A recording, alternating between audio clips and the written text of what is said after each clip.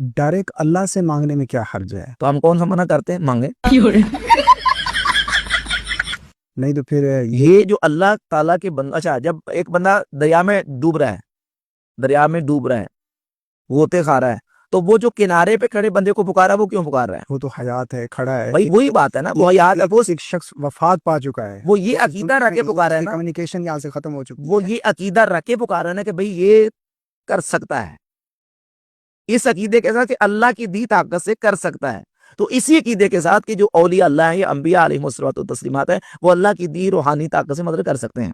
استعانت حقیقی صرف اللہ رب العزت کی ذات سے ہے۔ ایاک نعبد و ایاک نستعین، وہ جو ایاک نستعین کے اندر حصر ہے، وہ حصر حقیقی ہے، کہ معنی یہ ہے کہ حقیقت میں مددگار یا اللہ صرف تجھ ہی کو سمجھتے ہیں، اور حقیقت میں صرف تجھ ہی سے مدد مانگتے ہیں۔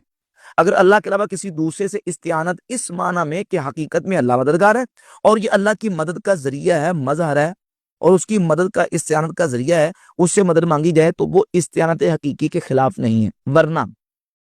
ورنہ پھر یہ ساری امداد، استعانت، یہ ساری شرک ٹھہرے گی۔ مثلا چاہے اسباب کے تحت ہم کسی دوسرے سے مدد لیتے ہیں، پانی کا گلاس بھی کسی سے مانگتے ہیں، مدد مانگتے ہیں، کسی حکیم سے دوائی لیتے ہیں، کسی ڈاکٹر سے دوائی لیتے ہیں، کسی حاکم سے مدد مانگتے ہیں، وہ ساری شرک ٹھہرے گی۔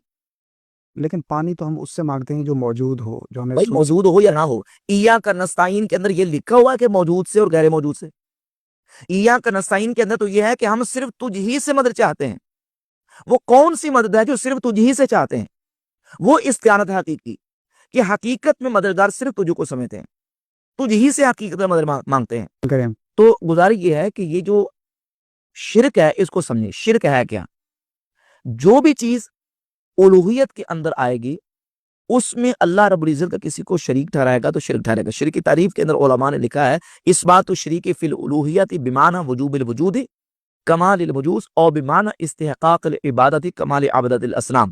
شرک یہ ہے کہ اللہ کی الوہیت میں کسی دوسرے کو اس معنی میں شریک ٹھہرانا کہ اس کو واجب الوجود مانے، یا اس کو اللہ کی عبادت میں اللہ کا شریک مانے، جیسے کہ مشرکین اپنے معبودان باطلہ کو اللہ رب العزت کا شریک ٹھہراتے تھے۔